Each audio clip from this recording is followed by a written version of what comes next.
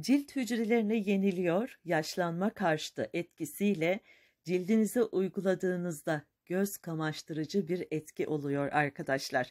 Bunun için bir elmanın 1/4'lik bir kısmı yeterli olacak.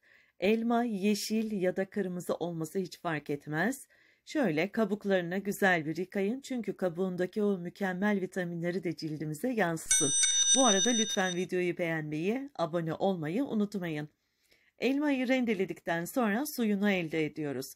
Takribi olarak 2-3 tatlı kaşığı kadar elma suyu çıkıyor arkadaşlar.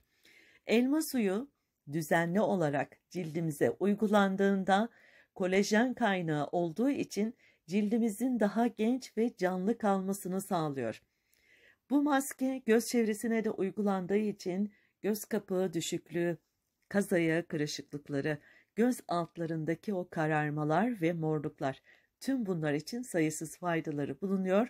Sivilce ve sivilce izlerinin de yok edilmesini sağlıyor. Aynı zamanda ciltteki o koyu lekeleri de gideriyor arkadaşlar. Gerçekten çok etkili. Sadece 2 malzeme yeterli olabiliyor. İkinci malzememiz yumurtanın beyazı. Yalnız burada bir yumurtanın beyazını değil, şöyle gördüğünüz gibi 1 tatlı kaşığı kadarını kullanmanız yeterli olacak. Çünkü elma suyu da var, çok fazla geliyor, ziyan etmemek için bu şekilde hazırlayabilirsiniz. Elma suyu ayrı bir tabakta, yumurta beyazı ayrı bir tabakta, bunları çırptıktan sonra bir araya getiriyoruz.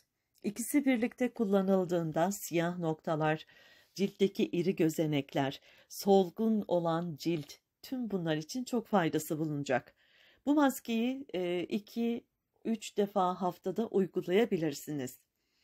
Göz çevresinde sadece 10 dakika kalıyor, toplamda yüzünüzde 20-25 dakika kadar bekletebilirsiniz.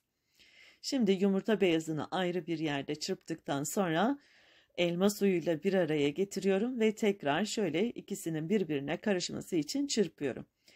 Bu sadece ikisi yeterli olabiliyorken şayet elinizde böyle cildinize iyi gelen yağlardan varsa bu karışımın içerisine 1-2 damla kadar ekleyip bunun etkilerini daha da fazlalaştırabilirsiniz arkadaşlar.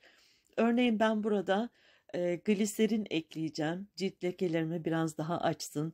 Cildime gerekli olan nemi de versin istiyorum. Aynı zamanda güneşin zararlı ışınlarından meydana gelen lekeleri de iyi bir temizlesin diye birkaç damla da avokado yağı ekleyeceğim. Bu maske benim favorim arkadaşlar. Cildime uyguladığım zaman gerçekten böyle aynaya baktığımda cildim ışıl ışıl pırıl pırıl, hani göz kamaştırıcı bir etki oluyor. Tabiri caizse porselen etkisinde olacak cildiniz.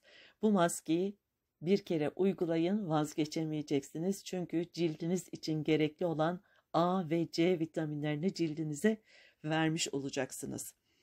Bu maskeleri uygularken yer çekiminin tersi hareketlerle komple cildinize uygulayın ve ellerinize de mutlaka uygulayın. El kırışık ve lekelerine de oldukça etki ediyor. Benim tarifim bugünlük bu kadar. Kendinize iyi bakın. Türkan Yellowstone'dan saygılar.